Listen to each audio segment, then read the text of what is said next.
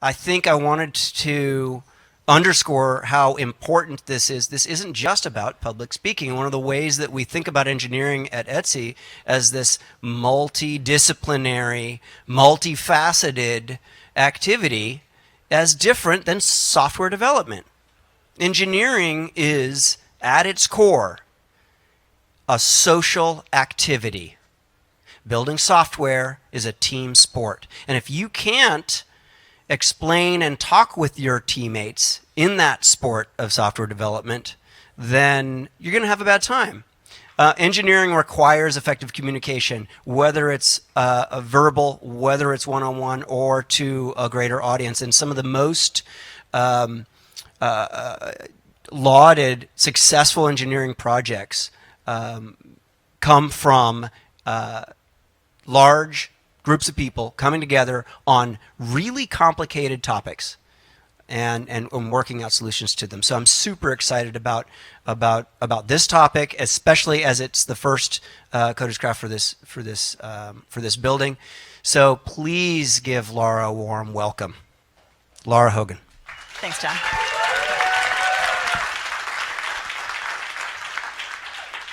Just in case you didn't know who that was, that was John Alspaugh. He works with me at Etsy. So we're here today. Thank you all for coming to this. I'm super jazzed. This is my first Coders Craft I'm speaking at. I'm really honored to be able to do this topic, Demystifying Public Speaking. I wrote a book on this. It's out now. Buy one for yourself and all your friends. I have some copies up here too that I can give out afterwards. I cherry-picked stuff for this talk that I thought would work well in like a presentation format. I briefly considered just like reading to you from the book, which would have been a super bizarre experience for everybody in this room. So we're just gonna get right to it. So this is me a number of years ago giving my first talk ever.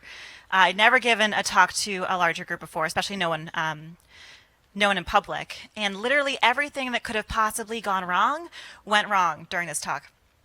The first thing that happened was I didn't realize they were inviting me to do a keynote. It was a multi-track conference, so I kind of assumed that when they asked me to talk about web performance, it was going to be one of the many tracks people could choose to see, and it was just going to be a bunch of nerds coming and choosing to see this talk on how to make websites fast.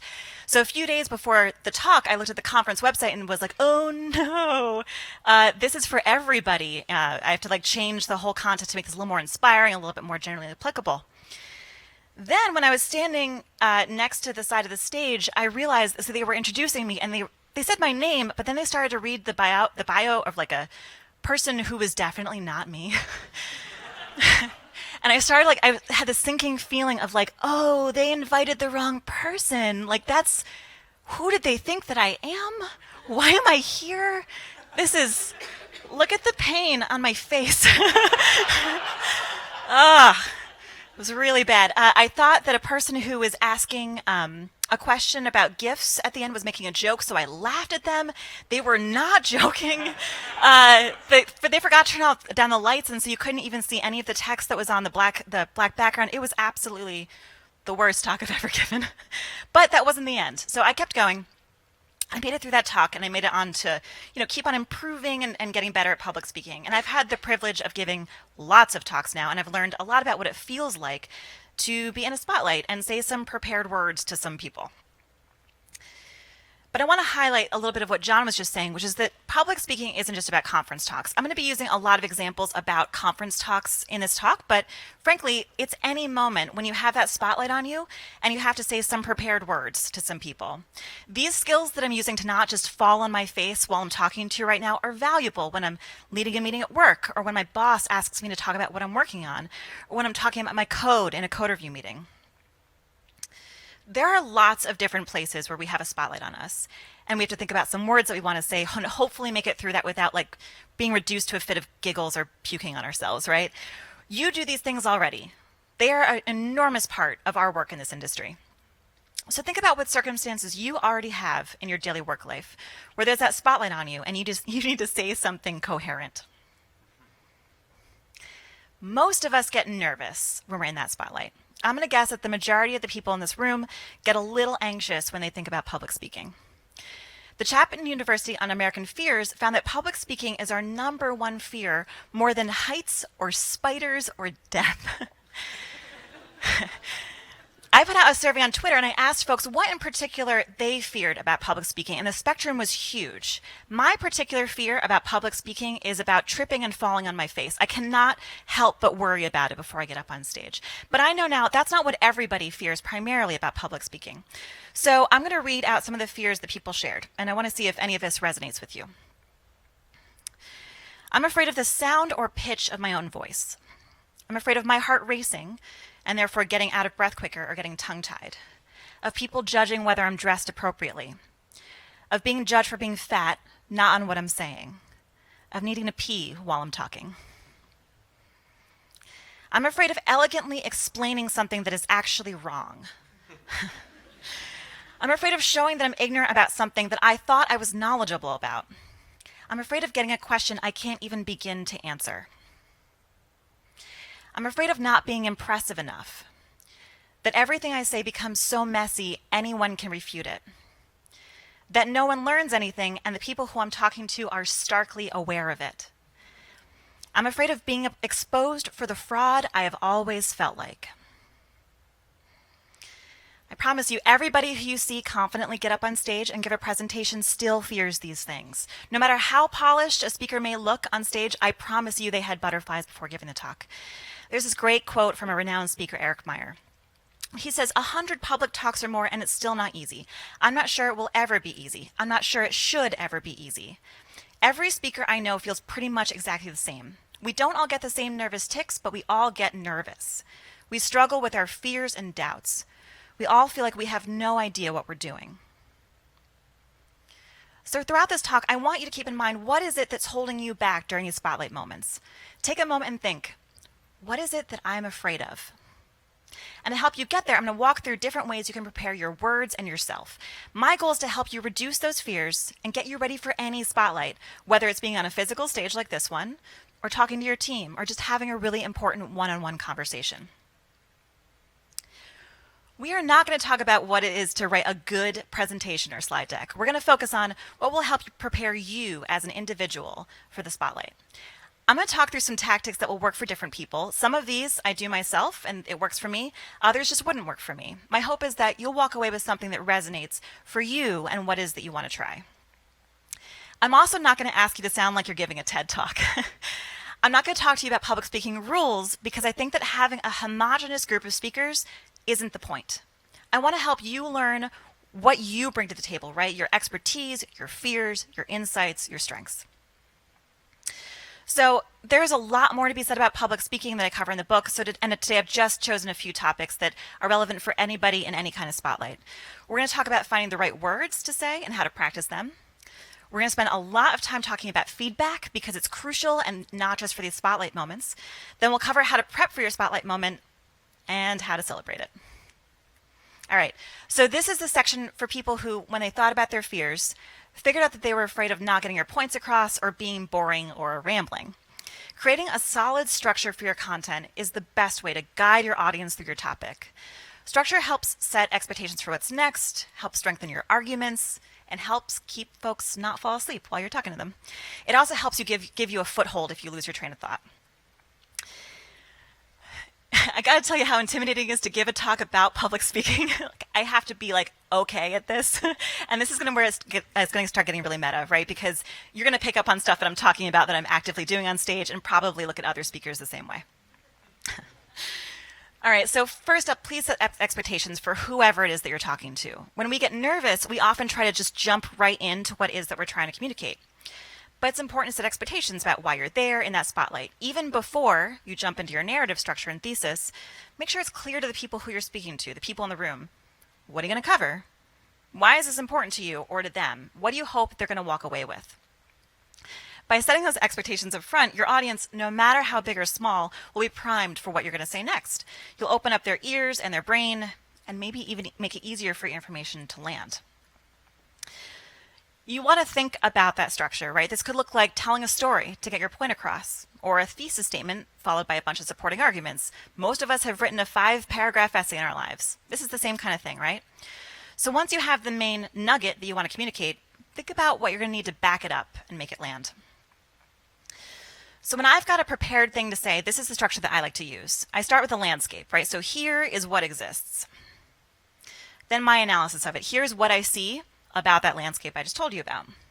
At the core is this issue. Here's like a couple different things that we could do, including some terrible ones. I always like to make sure I include a bunch of terrible options that people should absolutely not do so I can point out what the solutions are and why you should believe me when I'm telling you what those are. And then I like to include a bigger idea, right? Why does this concept matter to you, even if it's irrelevant to your particular work? So where do you think we are in this narrative structure? We're here. And also kind of here. So you'll notice that we'll weave back and forth through this. I've built this talk so it resonates with people struggling with different kinds of fears and also different kinds of spotlights. Once I determined that my point was that we all can and should be able to use our fears about public speaking to push us towards that spotlight, I workshopped a narrative structure around it to support it.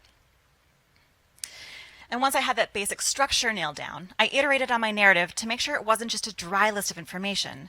Because just saying words at you doesn't mean it's going to land, right? Like you could list your work for your boss when you ask for promotion, or just email a design to your client and hope that they get why it's the right thing for them. But you know better. It takes a little bit of extra magic to make sure your audience can really hear you and be impressed by what it is that you're saying. So let's talk through some stuff we can do to level up our content to make sure it's not just informational, but it has a chance of landing. You may think it's really smart to tell a joke. Jokes are terrifying. Please do not feel like you have to be funny. Please be you. In the drier talks of any talk that I'm giving, I'll see what I can incorporate to spice things up. In this picture, I'm telling a story of a time when I didn't document an icon font well, and it ended up causing one of the most hilarious bugs in Etsy history. Those were the Etsy people in the crowd. So that horse head, right, showed up in star ratings. I didn't need to tell that story. It wasn't entirely relevant to the talk that I was giving about how to make websites fast, but my talk was really dry in the part about web fonts. And so I knew if I took a few minutes to tell this story, it kept people laughing and engaged through the end of the talk. And the best part is I laughed when I told the story. It was pretty ridiculous, and I think it helped that I was grinning and laughing on stage. I do this throughout my spotlight moments. It can be subtle and secret, like adding a Post-it note to your laptop when you open it with a message from your partner, or a picture of something or someone that makes you smile. So I like to weave this into my narrative structure, like that story about the horse head, or this picture of a sloth named Buttercup. I can't help but grin when I see Buttercup. I'm a better presenter when there's something in my talk that makes me feel really good, and that means that my message lands better with my audience. But it's really important to not distract your audience. So when I told that story about horses or about Buttercup, I was able to weave it in a way that mostly made sense. I ensured it wasn't a distraction of folks, and it didn't feel like I was going to go off tangent. Unfortunately, when we incorporate humor or imagery like internet memes, we open ourselves up to alienating folks. So if you choose to make a joke or to use some imagery as part of your spotlight moment, triple check that it's not going to accidentally offend or distract somebody. The last thing you want is the person who's listening to you be caught off guard or triggered. So when I'm using imagery, I want to make sure that the imagery is as inclusive as possible. I use quotes and pictures of a diverse set of humans and animals because I think it's the responsibility of the person who has the soapbox to use that spotlight for good. All right, next you want to make sure that what you're saying actually resonates with other people. So I like to start this out by writing. I will, tweet some stuff, or maybe I'll write a blog post and I'll share it on the internet. Maybe I'll just write an email to a bunch of coworkers. This helps me start to open things up for questions. I can see, am I workshopping this narrative structure in a way that's landing for people? Are the words that I'm using make sense? Am I missing something obvious? I can respond to questions or comments, and that helps me kind of figure out which parts of my information that I'm presenting are resonating, which parts are really confusing, which parts are flat out wrong, etc. But maybe writing isn't the most comfortable thing for you. You can totally do this by talking. I will absolutely have coffee with someone and talk through my topic and see what resonates with them. I'll maybe give a mini presentation at work and get some feedback and questions that way. So as an example, as I started writing the first version of this slide deck, I shared it with a few organizers of meetups and some conferences to get their feedback. I wanted to hear which parts of this resonated with an audience. I also started to workshop it with a feedback crew here at Etsy. And after I had a better idea of how my thesis could be framed and what kinds of examples I could use to support my point, I developed a basic outline and I iterated on it until I was able to start doing some dry runs. Almost all of the fears in that public speaking survey I did, fears like saying something wrong or missing the mark on what the audience wants or fumbling on stage, can be alleviated with a healthy amount of preparation. People who know me know that I spend a lot of time way in advance of a talk developing my slides and practicing, and they tease me a lot about it, frankly, because for them it seems like, I don't know, good use of my time, and yet it feels like a lot of investment in this. But I want to emphasize building enough time and space and to test things out and work things through is going to reduce your stress when it's finally time to get on stage. And no matter what the venue, practice plenty before you're in that spotlight. Rehearsing, though, is an extremely personal endeavor, and so my best advice is to try to focusing on one aspect at a time. So what do you think about being in that spotlight, right? Which part feels the most unfamiliar? How confident do you know what you're going to do with your hands when you're standing on stage? Or staying on track with your prepared narrative? I would recommend adopting a method that prioritizes those things that you're most uncomfortable with and trying to rehearse and get through them first. So for this talk, I wanted to make sure that the flow of the content made sense and I didn't jump around too much. So when I practiced, I paid special attention to making sure I was building the information in a way that flowed. And once you have the different pieces feeling good, move on to practicing what you want to say in its entirety. Lots of us instinctively stop when we mess up during a run-through. We'll fumble our words or something and stop and sigh, and there's that voice inside all of us that just wants to wallow for a minute in that mistake. You can't get stuck in that defeated feeling, right? You've got to push on through. Practice making mistakes and recovering from them. Work on reducing that fear of messing up by getting to the end a bunch of times. If you're able to work through a mistake in a practice run, you'll have confidence that you can do that again once you make it to the actual stage. So once you've run through it by yourself, you can level up your game by doing that entire shenanigan again, but this time just doing it in front of other people. We're going to spend a lot of time on this section because humans are really terrible at giving feedback. So humans, not only are we bad at giving feedback, but we're also really bad at receiving it, right? This is true no matter the situation. Hearing that we do something at home that really annoys our partner or hearing that we're doing something at work, no matter what, it feels really icky. And most of us are paralyzed by the fear of having these awkward conversations. We will actively avoid asking for feedback because it's just so painful sometimes. Or we'll go out of our way to give non-specific, kind of inactionable feedback, sometimes via what I like to call compliment sandwiches, where you sandwich in some constructive criticism between two compliments. Some people in the front row are nodding because they know exactly what I mean. You look great. You really messed up that thing on Friday, but you're really smart. It's not really helpful feedback.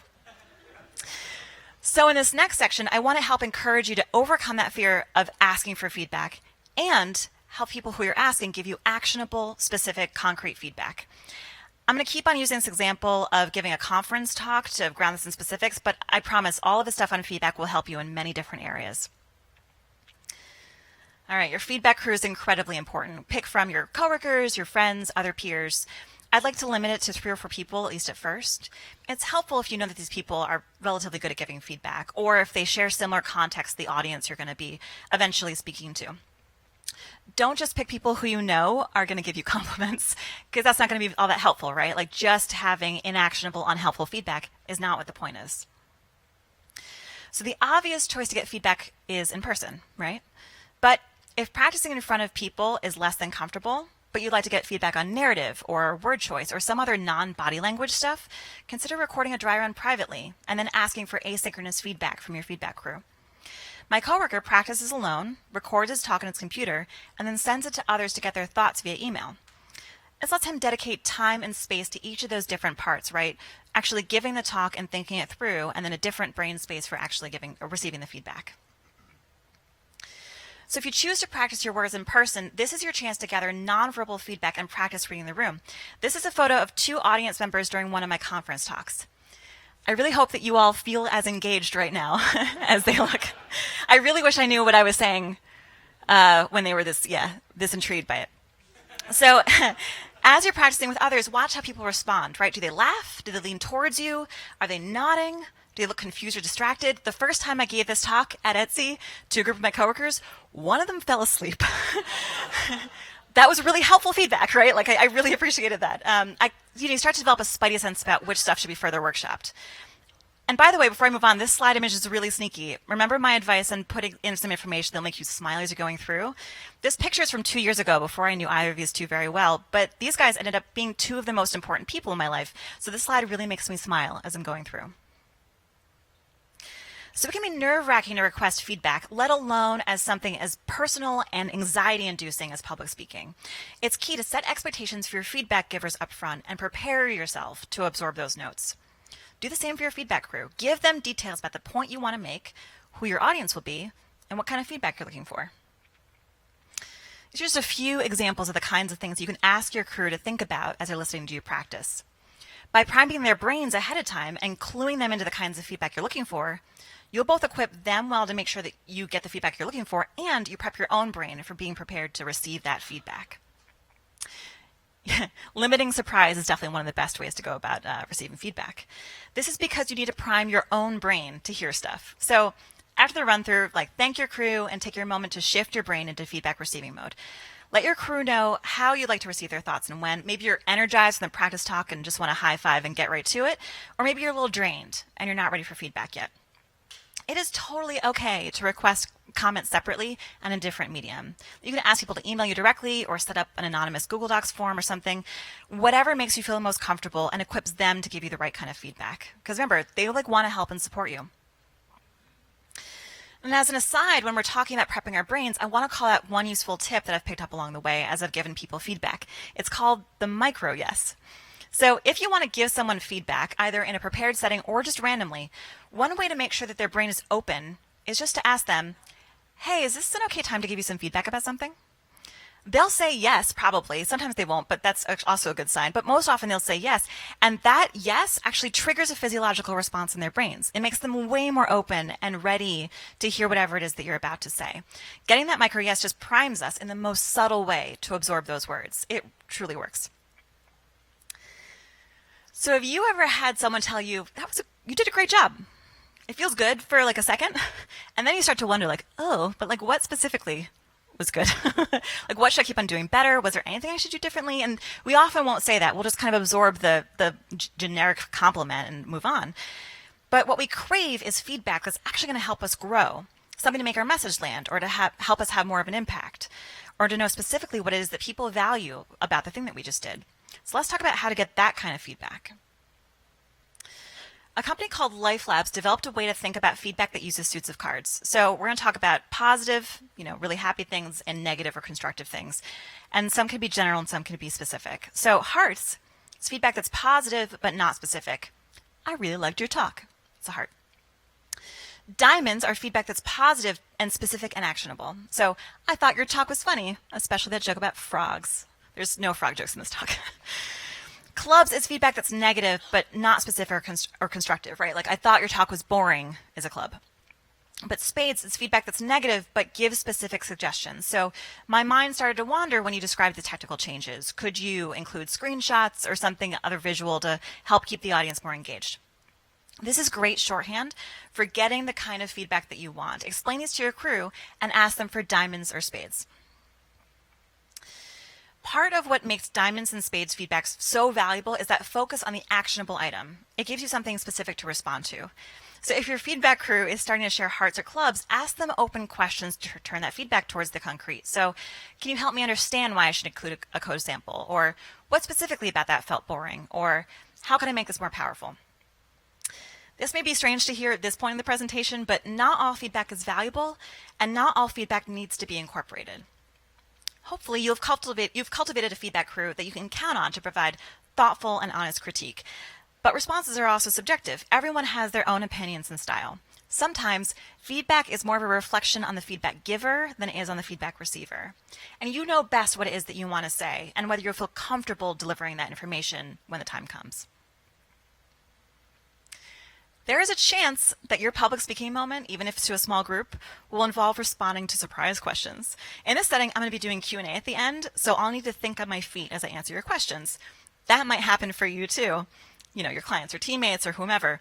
This is kind of the worst, right? We've spent all of this time preparing these words and workshopping them and really investing this energy, and all of a sudden now I have to improvise. Pro tip, some of us, including me, much prefer the Q&A to actually this part, but that's for another day. So in the survey, people said that they're afraid that they're not going to understand the questions, or that someone will point out a hole in their premise that they entirely overlooked, or they're afraid of being belittled because someone in the audience knows or thinks they know more than me about my topic. Have you all seen that happen? Yeah. Have you ever attended a talk and actively rooted against a speaker? I don't think that you have. But how have you felt when you watched a speaker get tongue-tied, or get asked a tough question, or lose their train of thought? It's painful to watch because as humans, we have empathy. We for sure don't want that person in the spotlight to feel bad or to worry, right? If you've seen a presenter slip up, then you also know how great it feels when they finally make a comeback and regain their composure, charging on to deliver that content. So remember, your feedback crew is here to help you, and so is your soon-to-be real audience. The major breakthrough for me in public speaking came when I realized I could say I don't know to my audience, and it could go extremely well. No matter how deep of an expert you are on a topic, there's always going to be questions you're unprepared to answer. And there are many ways to say I don't know in a positive, encouraging way. So I can practice some. Oh, actually, I don't know the answer to that question. I'm going to look that up right after and get back to you. Or, oh, that's interesting. I haven't thought about that before. Who else could I ask? Or my favorite, in settings like this one, I'll sometimes straight up ask the audience, who here knows the answer to that question? Can you, raise your hand. Oh, can you go talk to that person after? Right? Totally deflecting it. And that's because you're still in control, right? Even if you're speaking to a larger audience, your goal of answering questions is not to make everybody in the room happy, nor is it to teach material that's irrelevant to your point. For the most part, you're the person who's still in charge when you're in the spotlight. You have a lot of power to reframe questions, move on from weird questions, or do whatever you can to help the people in the audience listening continue to learn. So running a practice Q&A can help you vet answers and phrasing and get comfortable saying I don't know, and develop strategies and coping mechanisms for those key fears. Ask your feedback crew to ask you follow-up questions about your topic. And once you feel good on that front, you can level up your prep to field tougher questions. Ask your test audience to imagine creative ways people could misunderstand your point, or go on complete tangents, or give incorrect information, or try bring up typical arguments that go nowhere, like, but isn't X a better language than Y, right? Maybe they say something silly or really aggressive. Getting some practice handling this will help you feel more prepared for surprises when you're finally in that spotlight. All right, let's do this. So you figured out what it is that you want to say.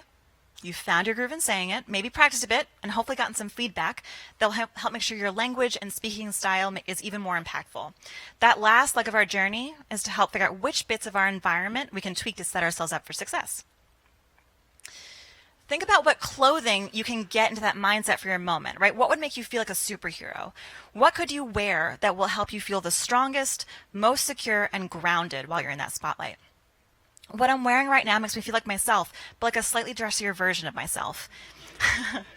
It holds up to the stage lights, and if I had a battery pack, it'd probably hold up pretty well to the weight of that too. It doesn't make too much sound when I move. It hides my flop sweat. I think I look like I'm taking this event seriously, and the most important thing for my own fears, I'm not going to fall in these boots. So I want to emphasize here, like, there's a lot of stuff that happens to people who are underrepresented in tech, especially women, right? We all get up on stage and we think a lot about this stuff. If you can, please pick up the book. I address all of this stuff in it. So that trip and fall fear is also why I emphasize to everyone that they should get the lay of the land before they stand up and speak. Before every conference talk, I'll do a tech check where I plug my laptop in and test the slides that are in the remote control. You'll probably see other speakers doing this now that you can start paying attention to it. But this isn't relevant just for people giving big presentations. Getting the lay of the land before that big moment is important to help you reduce uncertainty. How am I going to hold my notes, right? How far away is my laptop from me? What's the chair setup going to be like? Will I have water nearby? Those of us who chill out when we feel like a little bit of control will really benefit from this exercise. If this kind of talk is way out of the norm for you, take some extra time to see what it feels like to be in that spotlight. The weird thing about talks on a stage with a literal spotlight is that there's no way to dip your toes in slowly. It's not like there's many other ways to feel like what the heat of the spotlight looks like or feels like, or like what the blinding, I can't see most of the faces in this crowd, and there's no real way to practice that before actually going and doing it for the first time. So if you're giving a big presentation for the first time, take the time beforehand to stand up on stage with no audience in the room and just kind of get a sense for what it feels like. One time, the conference that I was giving a talk at was completely unprepared to connect anything to Mac laptops. Thank goodness I had my slide deck and font saved to a thumb drive and I was able to load it up on somebody else's machine. I can't tell you how much better I feel standing here knowing that I have a backup plan ready to go if my laptop dies. I could just hand it to our excellent AV team here. If you're giving a demo of some work, check to see what happens if your internet suddenly drops. Maybe record a screencast of it just in case.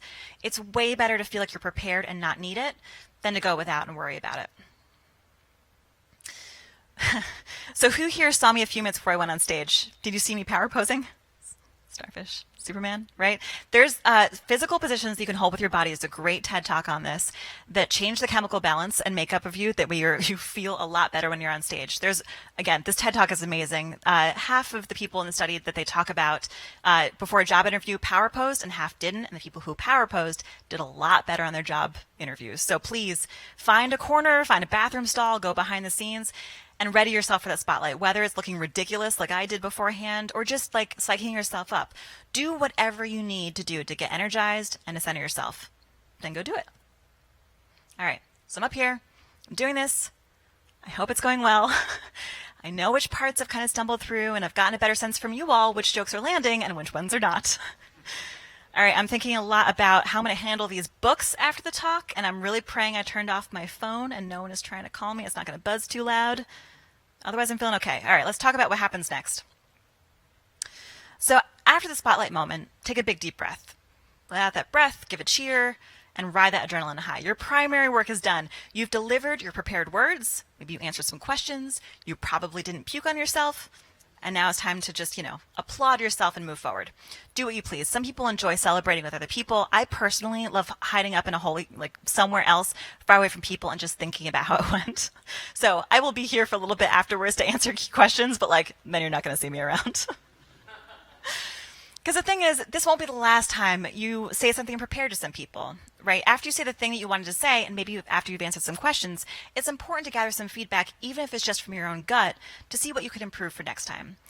As Raquel Velez says, talks don't define you, you define you. Talks come and go, but every single one will make you a better you. Feedback from your audience can be exhilarating and daunting. As you log people's reactions, try to focus on the constructive pieces, those diamonds and spades, the notes that'll make your speaking style and words even stronger in the future. Bask in all the praise, the head nods, the high fives. This is from a 6th grader from a career day I spoke at. I'd call this a heart rather than diamond, but I still really appreciate it. And then eat your donut. So years ago, I found that whenever something awesome happened in my career, and that could be anything, maybe I got published or promoted or launched a project, I wouldn't take the time to celebrate that achievement. I'm an achiever by nature. I could have won the Nobel Peace Prize yesterday, but every single new day starts at 0. So not deliberately marking these achievements made me feel like I wasn't actually accomplishing anything. Oh, cool, that article went up, I would think, and then just move on with my day. So once I realized that was happening, I tried to be really deliberate about marking achievements by eating one donut. Sometimes more than one, if it felt like a really big deal. And the act of donut eating has actually helped me feel like I'm accomplishing my career goals because it forced me to take a minute with myself and focus on the accomplishment. Because donuts to me feel like a celebration. And as I started to share this with more people, I found that it resonated with others, especially young career-driven women who are routinely achieving goals and furthering their career, but they don't take the time to note their own success. So figure out what your version of a donut is and make sure that you're acknowledging to yourself the huge accomplishment of saying some prepared words under a spotlight. It's a big deal, and I want to make sure you celebrate it. We're here now. So what we need in this industry is a new spectrum of voices. Whether that's in a design critique and you see a brand new point of view, or a team code review where you learn a new technique that someone's implemented. This is what I'm asking of you today. Please start sharing your work and your experience with others so we can all start to learn from you and what it is that you have to share. There is tremendous power in caring so deeply about the thing that you want to share with the world. It means you can take back control of how you handle those nerves. Yes, you can't handle your body's reaction to stress, but by remembering that it's a natural part of the process, you can begin to reduce your anxiety and work your way towards that spotlight. Use those nerves as a driver towards sharing this thing that you care so deeply about with the rest of us. Please go out there and share your work, right? With your boss, with other higher-ups, with your team, with your community. We need your voice, and we need to hear what you have to teach us. We want to learn from your work and your insight. And we need a broader spectrum of voices to help us move forward as an industry. Use these tactics to help you find that spotlight. We're all rooting for you. So there's this coupon code you can use on A Book Apart for the book. You can get 15% off the print or the ebook. I also have 10 copies up here. To people, it's like a first come, first serve situation. I'm not going to Oprah it. Like 3 different people suggested I Oprah it, but I'm not going to do that. And I think right now we're going to do questions. There's a microphone right in the middle of the room. So if you could come and hang out here and ask questions, that would be really rad. And hello to everybody in GDI Burlington. All right. Question. Come on. Yeah, thank you. Hi, I was just wondering if you'd ever had vocal strain while speaking for such a long period or dealt with people who have, and do you have any tips for overcoming that?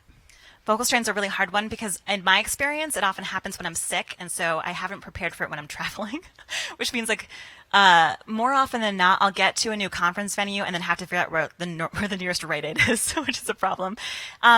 Because vocal strain is one of those things where, again, talking for a long time is a big deal. Having water nearby is helpful. Also, just acknowledging it is really helpful. There's a bunch of good talks by Carolyn Goiter about specifically like the physical impacts of this, and I can link to that on Twitter afterwards. Awesome. Thank Thank you. you. There's got to be more questions. Questions are my favorite part. Please help me out. Hi. Yeah. Hi.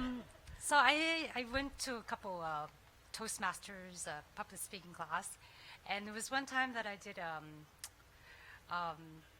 competitions, and they record me, and I didn't want to go back and listen to my voice and watch myself. And what are your tips on like listening to yourself?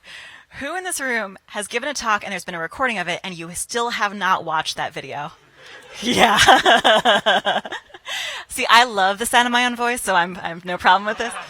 That's not true. That's kind of true. So that's a great question. I think for me, listening to myself give a talk has more to do with trying to figure out what to improve for next time.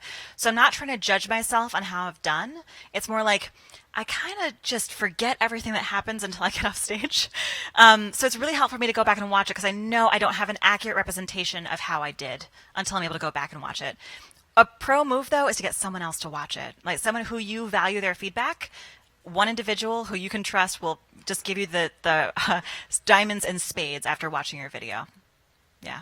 Yeah, absolutely. Please, everybody who raised their hand, go back and watch. Have another person who raised their hand go back and watch that video for you. Hi. Do you have any advice on figuring out where or what to talk about? Yes. There's literally a whole chapter called Choosing a Topic. And also there's a second chapter called Finding a Venue that I definitely recommend you check out. So I didn't spend a lot of time on that in here because I wanted to make sure that this topic was applicable to kind of any situation in which you would be saying some prepared words, not just conference talks, but definitely by the book. Yeah. Hi, so I think having a spectrum of people talking is a great idea. So what can, as like a white, straight, cis male, do to help encourage? Great question. My number one recommendation is to making sure you're following lots of people who don't look like you on Twitter. Keep on retweeting them, keep on raising their voices, and keep on suggesting them for the kind of opportunities that you're given. So for me, I'm privileged enough where I'm able to like get a lot of speaking, opportunities handed to me. I do a lot of passing those on to other people. Thank you. So I never feel ready to speak, and sometimes I volunteer to speak just to force myself. Like at hackathons, I will have like nothing ready, and I'll like promise to demo something at the end. And and then I'll, eventually it turns out okay, but sometimes I chicken out. So do you ever do that where you like sign up to give a conference talk that you like are not ready to do? I could lie and say yes, but that's not true. I'm very prepared, just in general. I wish I wish that I was that person so I could give you a better answer on this. So I know that there are people out there who, actually, let's just do another raise of hands, like who has done something similar. Like you have to force yourself to give a talk by just opting into it. Yeah, there's a lot of strong hands. Let's do this. After this talk is done, let's congregate you folks about your pro tips in that corner over there, and hopefully you can all share tips. I'm going to be terrible at helping you answer this question. Thank you for asking it. Yeah. Hi, do you have any suggestions for talks that are of a really short length, but you have this issue of putting too much information in your slides and wanting to get all this info to your audience? Absolutely. So my favorite thing is resource pages. So what I like to do is make sure that I have somewhere online where I can just dump a ton of extra info, even if it's links to other stuff that I've done or links that I think are relevant. I make sure that there's something that I can start to brain dump all the things I could possibly want to communicate about that thing online. If I go to the first page, I create this resource page. Oh, hold on. Look at her. That's my best friend, Masha. She's amazing. She's probably watching. Hello. So I like to make sure that I have a resource page up, and I'll link to all of the possible, like, other tools that I mention, all of the, like, the other smart things that people have said about this. There we go. In this case, it's larahogan.me/speaking. There's not a lot of stuff on there right now because most of the stuff is in the book, and it's really weird to link to something that people have to buy. Eventually, I'll fix this. But yeah, definitely, it's trying to, like, dump everything in one place. You can refer to it, and you can feel good about making sure people can still find it after, and then staying within your time limit on stage. Awesome. Thanks. Thank you. Hi, thanks. I'm curious, will you ever adjust your presentation in the middle of it depending on feedback you may or may not be getting from the audience, or do you like to and kind of recommend powering through what you've prepared? That's a great question. I used to just stick to my script the entire way through. It took me probably 2 or 3 years of speaking a lot before I finally felt comfortable to improvise on stage. I got lucky the first time I did it. It was the first time I actually told the 4 and a Horse Stars story. I was talking to a group of mobile web developers, and we were talking about icon fonts, and I could kind of tell that the room was like, all right, icon fonts, like, you know, whatever. And I was like, get this thing that happened that was ridiculous. There was this horse head, because iOS decided suddenly that, so we had dropped this half star glyph on Etsy.com. You can see a bunch of, like, individual star ratings for sellers. I'm just going to tell the story. And we had dropped the half star glyph from our character set, because of some poor documentation that I had created. And so iOS found what it thought was the next closest thing, which was a horse head emoji. And so sellers started reporting this. And I started to tell this story on stage just because it felt relevant. And everybody in the group, it was definitely the best part of the talk, which made me mad, right? Because I did all this preparation for it, and it wasn't as good as the improvised part. And so it really took a long time for me to get comfortable with it. Frankly, also, it took me a really long time to be able to read the room in the room.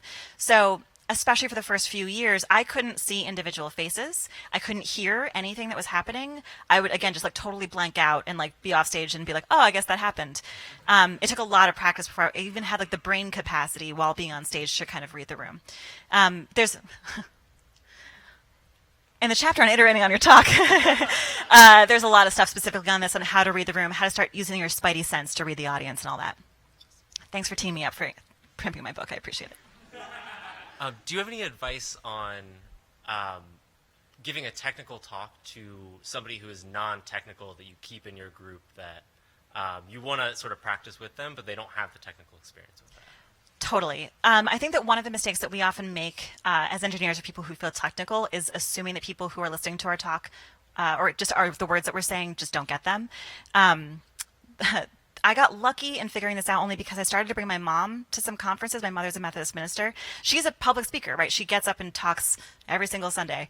And I brought her to Techlahoma, which it was in a tech conference in Oklahoma, and she loved every single one of the talks, especially the GitHub talk about chatbots. And I was like, "What? Why did you?" And she was like, duh, like this is you're not speaking a different language. You're talking about things that are technical, but you're still humans that are communicating to each other. Humans.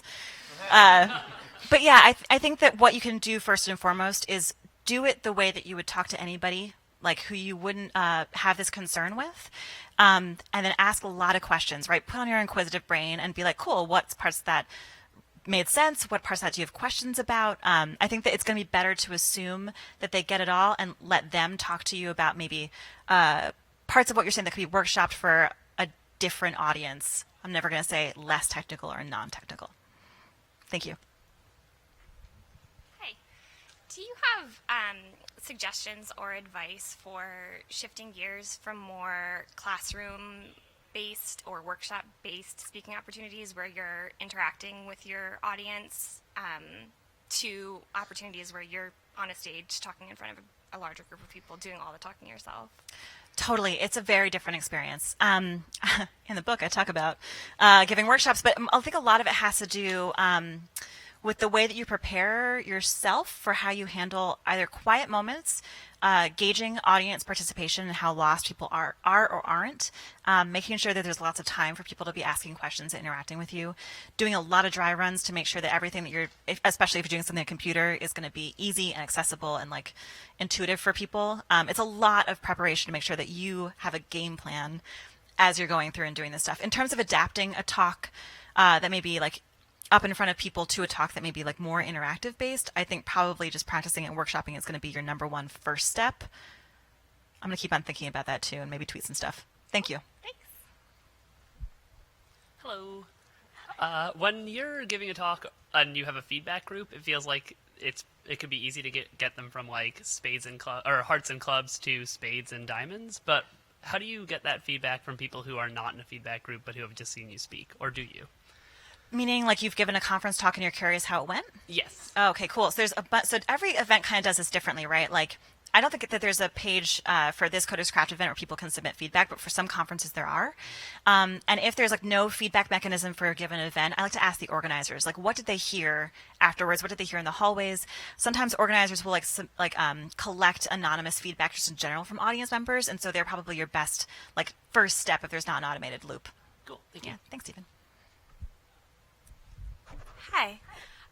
You spoke a bit about trying to make sure that your content doesn't offend or distract your audience, and I guess my question is about when you've done your best to try and weed out any potentially offensive or distracting materials, but you don't think as out of the box as somebody in your audience and they harp on a certain point that you either offended them or they just didn't like and they want to talk about it more. How do you course correct so that you can continue with your talk? I mean, I would feel so lucky if someone felt that comfortable coming and talking to me about that. That would be a pretty courageous move on their part, considering like if I've offended them that deeply, I can't even imagine how hard that must be for them. So firstly, I would be like really thankful and grateful that they felt comfortable sharing that with me. In terms of course correcting, I think that one of the biggest issues that we in general are going to have has to do with like how do we make sure that when we're asking for feedback, it's from people who aren't like us, right? What can I do before I actually stand in the spotlight talking to make sure that I've gotten as diverse a feedback crew as possible to start to spidey sense the things that I won't have seen or hadn't seen yet. Definitely humility is one of the hardest parts about getting up here and speaking. Like, think about how weird it is to be getting up and like putting yourself in a spotlight and like needing to have the confidence to do so. I think it's definitely, getting better at it. I think no matter if the issue is you've offended someone or triggered someone or just getting better in general as a speaker, it's always going to be like an uphill battle that way. I'm going to keep on thinking about that too because there's got to be resources on that are out there. Thanks for the question. Hi, Lara. Hi. My question is three-part.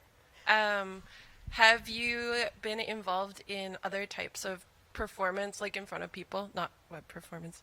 And if so, how do you find the experience compares, and how do you draw on it for your public speaking?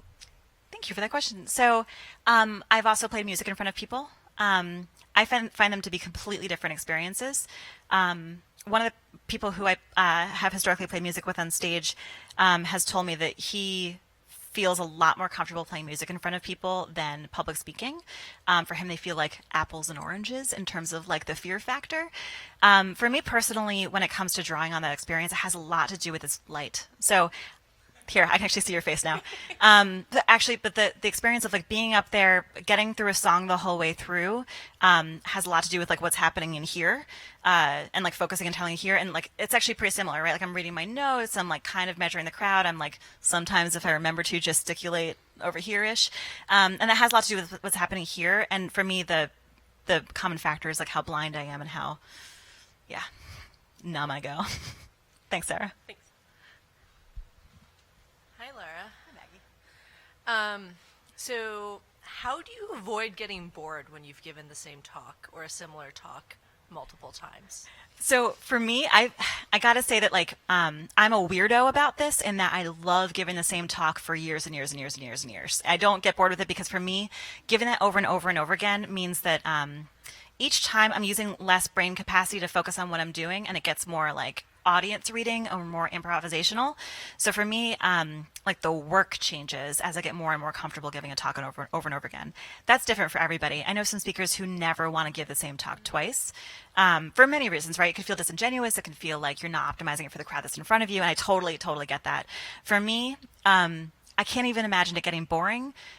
Just because like the work again changes so much. I will say that I've stopped giving that performance talk. I gave the same performance talk roughly in kind of different formats for about 5 years, and I've stopped giving that now, but not because I got bored, because I'm not doing that work anymore. So it feels like a little imposter to be getting up on stage giving the same talk when like I'm not the performance engineering manager anymore.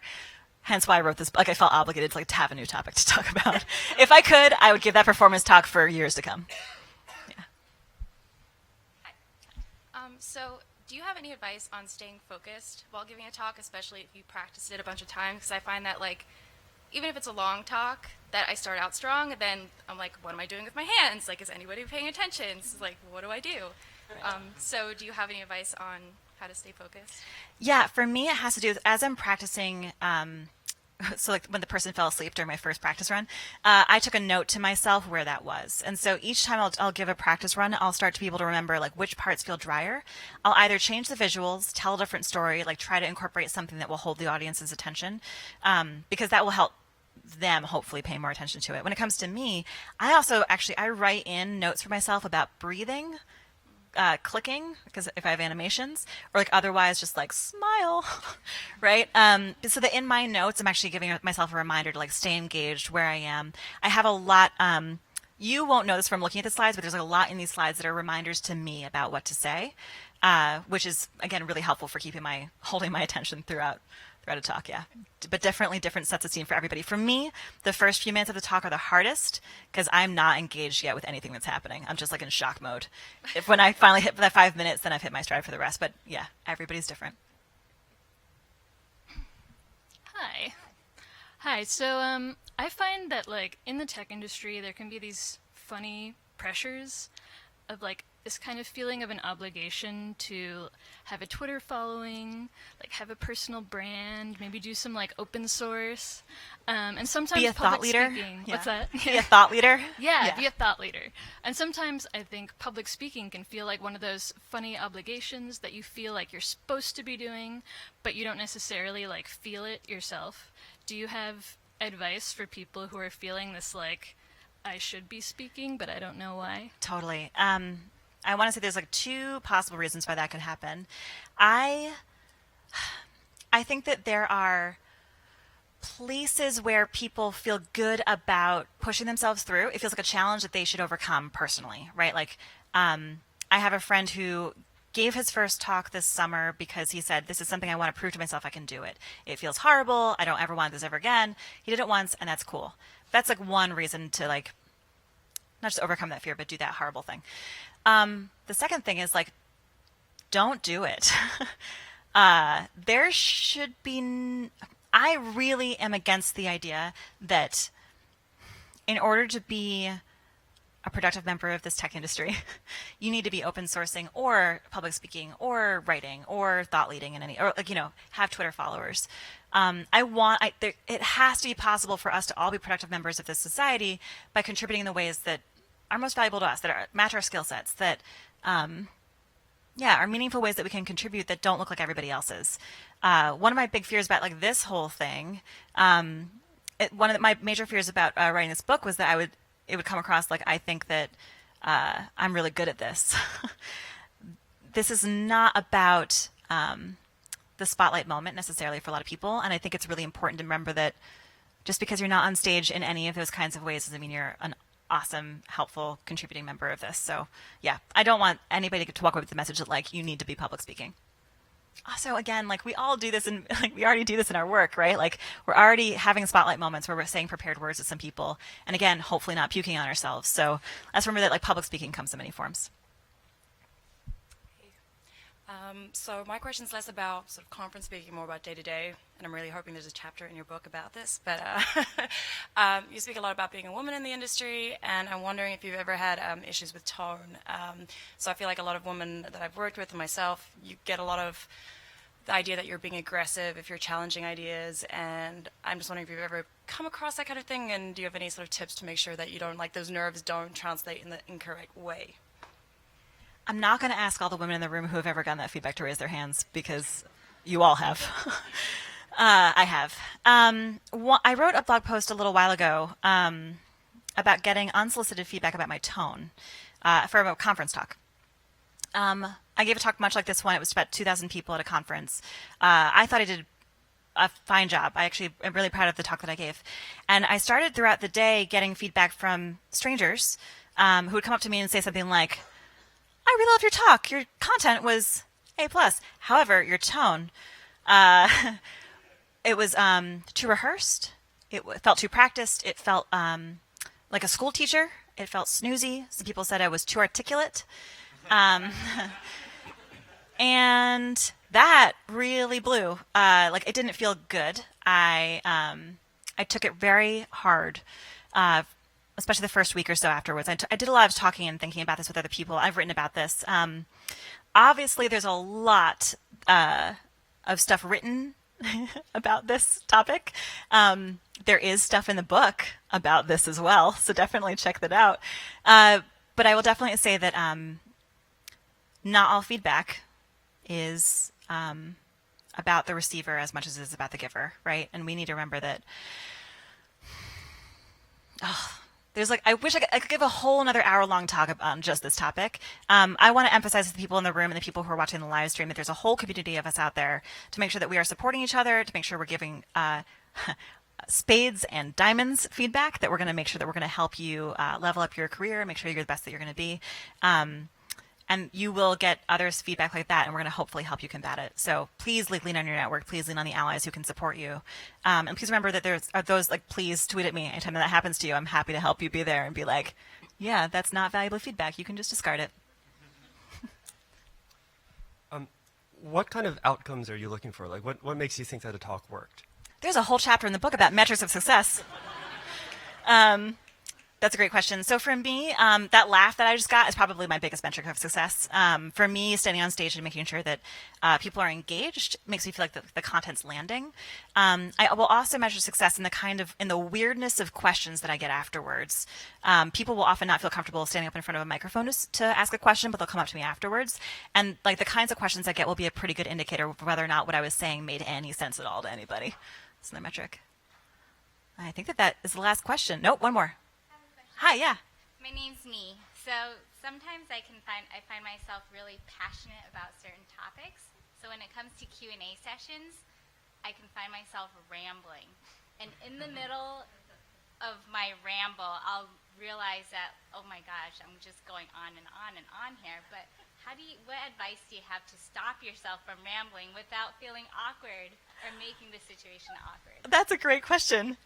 Is it possible to have a buddy in the room to like give you a signal? Like, I realize it, but at that point it's too late. Yeah. Or like even at the point when the buddy gives you the signal, it's like, all right. Yeah, it's too late. You've been rambling. So in this case, I would definitely say like practicing would be really helpful, right? Like practicing in a room, workshopping this, making sure that you are, for me, again, it's that brain space thing. So making sure you've got time and space in your brain to be measuring yourself means you're feeling really comfortable on stage. So I would hope that practicing answering questions will help you workshop keeping yourself succinct. That's another great question. We keep on thinking about that too.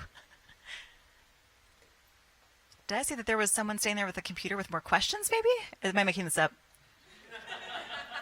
Hey. Well, given the opportunity, Austin. Yeah, please, hi. This is coming from our remote friends online. Excellent. /one friend. Hi. How can you end a talk before Q&A ends and give people time to applaud? And give people time to applaud. Like, what's a good way to end a talk when you need to wrap it up? Is that a backhanded thing that I didn't give people time to applaud? Thank you, remote friend. It was noted as a question and a spade. And a statement, yeah. And a spade, yeah. Actually, that was intentional, believe it or not, because I feel really awkward about applause in general. So thank you for noticing. No, come on. That's not...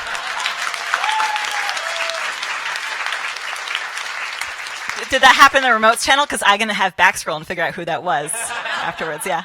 Yeah, pound remotes. Okay, great, thanks. You're laughing back there. We can just leave it there. Thank you, everybody. This has been a great time.